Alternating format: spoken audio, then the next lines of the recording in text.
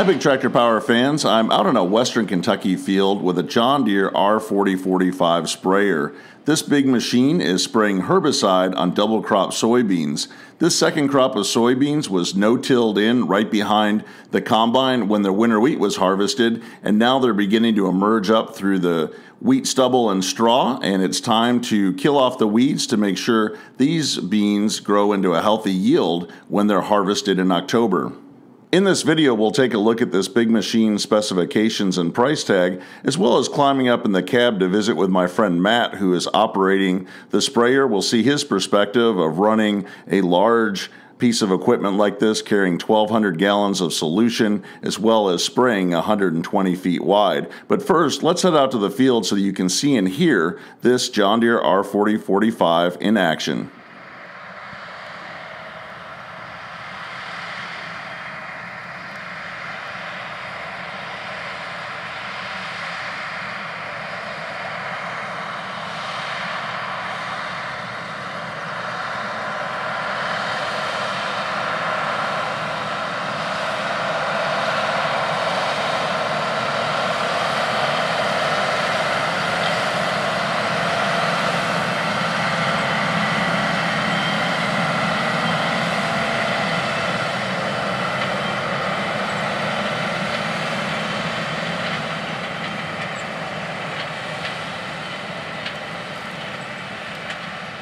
You may recognize this field from a previous video where I showed 5 John Deere S790 combines racing a rainstorm to get the wheat crop in. As soon as the wheat was harvested after the rain, a John Deere 9620RX track tractor and 60-foot wide Horsch Panther 460 came through the field and no-tilled in a second crop of soybeans through the wheat stubble. This wheat stubble and straw helps serve as a mulch to help the beans grow and thrive over the summer. The beans will be harvested in October, but to ensure a good harvest, that means that the sprayer has to come through and knock out any weeds that are starting to grow that could possibly choke out the growth of the soybeans.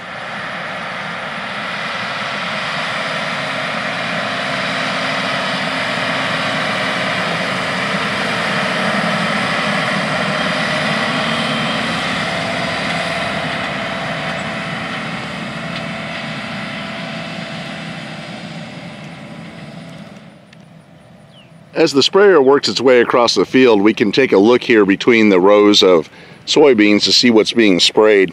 So there is volunteer wheat. This field was really matted down and tough to harvest, so there's a little bit of that wheat. We've got some broadleaf weeds starting to come up through the ground, but the beans are growing very nicely, coming up in 30-inch rows, planted by a Horsch Panther 460 air seeder. We can look over here and see this straw is doing a good job and holding moisture in the ground, and also it does a pretty good job in suppressing the weeds. Here you can see it's not all full of weeds. The straw is doing its job keeping that out, but you do have to spray because you get things like these grasses and things coming up, and they will start to choke out the beans if they get growing too much more. So it is time for the R4045 to kick in action and knock these out. As this big 1,200-gallon sprayer runs across the field, it has to refill its tank every so many acres. It's time to head into the truck and fill up the sprayer, and then we're going to take a ride up in the cab.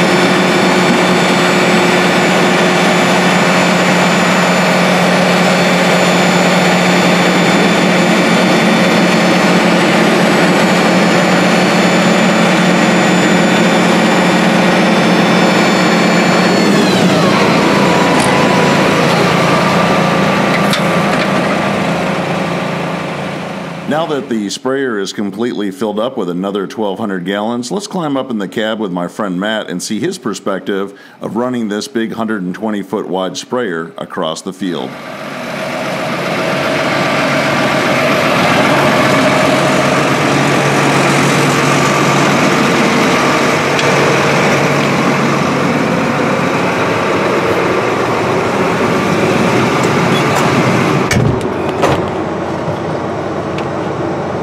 What's going on, buddy? Well, looking forward to seeing some spraying. You came to the right place.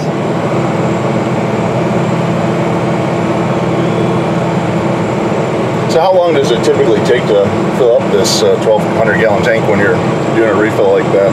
Probably 10 minutes. If they got the chemical in the barrels waiting and ready, it's, yeah, about 10 minutes. So I know at different times of the year, I see you guys just putting stuff in the little fill-up tank there and just pumping water off the trucks. Other times you've got that extra tender wagon up there. What are you putting down today? This is herbicide. We got 3 different chemicals we're mixing in there.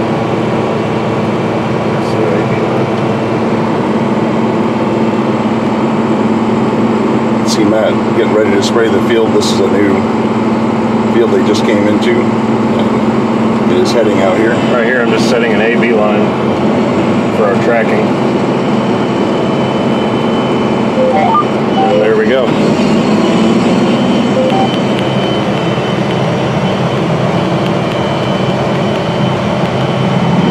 We can see that big 120-foot boom, putting the chemical out there to knock the weeds out.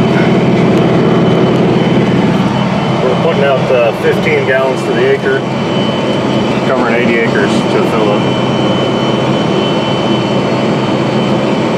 We're running at just over 14 miles per hour here. Yep, 14 to 15 is what I try to do.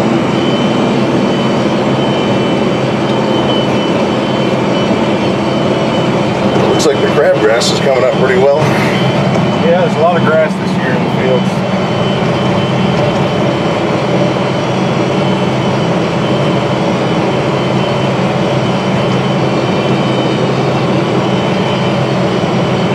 So I see it looks like we're not exactly running between the 30-inch rows here, so this is kind of like what we talked about in corn, just kind of go at an angle. Yeah, we run at an angle.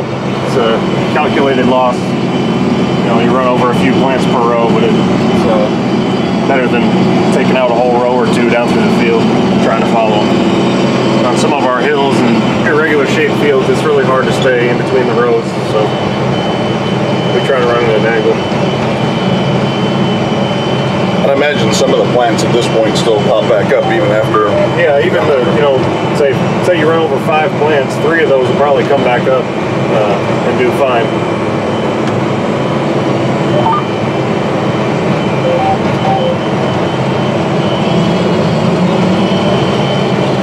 Well, it looks like the beans are doing well. These were only planted about 2 weeks ago and they filled out really nicely. Yeah, they do. They look really nice. A little bit of volunteer weed out there, but not bad. Considering this weed was flat, you know, we had to combine it on the ground. So. Yep, this is where I filmed the 5 combines in the rainstorm. Yeah. This was probably one of your hardest hit fields by the weather.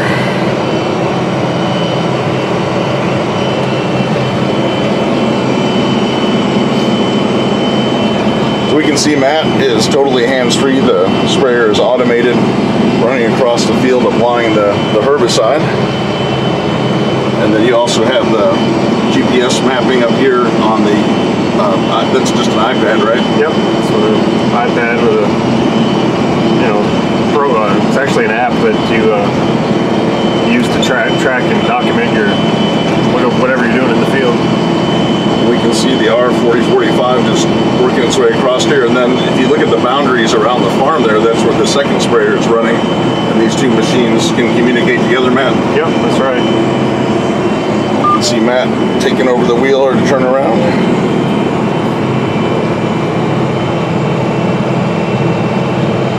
So how many acres a day are you getting covered with a big sprayer like this when you're spraying the beans? Well, we don't have to move around a lot, and it's a short drive to the truck. You can cover 1,000 acres, if not more. That's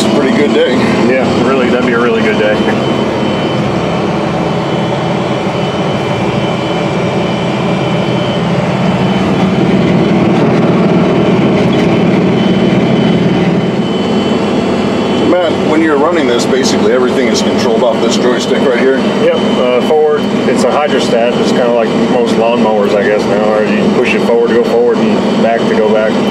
And it also has a button on the back side that controls your gears and the transmission. It's got up to 30, it goes up to 35, from 10 to 35 different gears. And as far as everything else, yeah, all the boom controls are right here. Your master spray on and off, auto steer button, and boom track button. Now what is boom track? That's your automatic boom height control. Okay. The boom's got sensors on it to follow the contour of the ground. So then on your screen here, we can see how much you still have in there. Looks like about 944 gallons. Yep, 944 right now. We'll look up one more time. We can see the different sprayers out here working on this map, laying out the areas they're working. Now, are 3 sprayers out here today or just 2? Yep, there's 3. Okay. Actually, we can look out the window and see the other 2 sprayers. We're not bouncing too much. There's 2 more sprayers out there crisscrossing the field.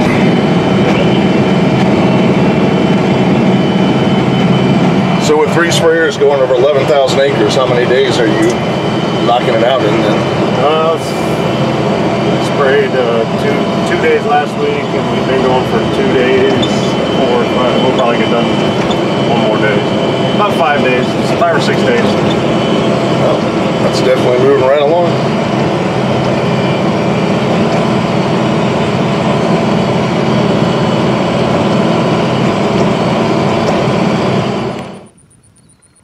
Here we can see the angled sprayer track coming through the rows of beans. Really minimal damage in a 500 acre field like this to knock down a few plants. Some of these will pop back up. It just allows them not to have to worry about what track the sprayer's on. They just know where they're headed and they're gonna knock out a few beans. But if this sprayer was going up and down the rows and got off track, it could knock out 120 feet running at 15 miles per hour pretty easy on these rows. So it's better just to have a measured approach like this, knock out a few and don't risk a bunch.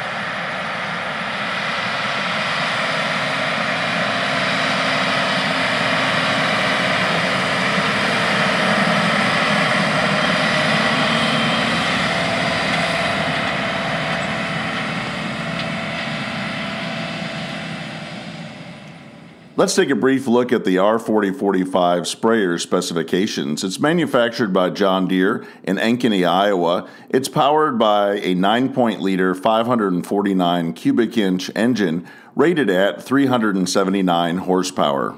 This sprayer features a hydrostatic transmission and full-time four-wheel drive marketed by John Deere as Command Drive. This all-wheel drive system allows the sprayer to work through wet spots, climb hills, and run quieter in the field.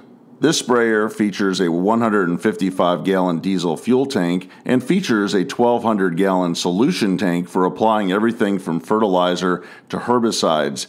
The machine is fitted with a 120-foot steel boom. You can order an optional 120-foot or 132-foot carbon fiber boom. When the sprayer is equipped with the 120-foot steel boom, it weighs in at 36,080 pounds. If it has a 120-foot carbon fiber boom, it weighs in at 34,048 pounds. And if it has the big 132-foot carbon fiber boom, the R4045 weighs in at 34,169 pounds. According to JohnDeere.com, the list price for an R4045 sprayer with the 120-foot steel booms is $517,497. A sprayer like the R4045 is a big investment for a farm, but it can be a necessary one when there's a lot of acres to cover. When you're running a sprayer, you want to get over your acres as quickly as possible, because every day that pests such as insects, fungus, or weeds are thriving, it means that the yields of the crop are decreasing quickly, and that is why you run a big sprayer like this, to eliminate them from the field. Here we can get a look at the results of the R4045 sprayer's pass with herbicide knocking out the tall grasses and broadleaf weeds that were beginning to overtake the beans.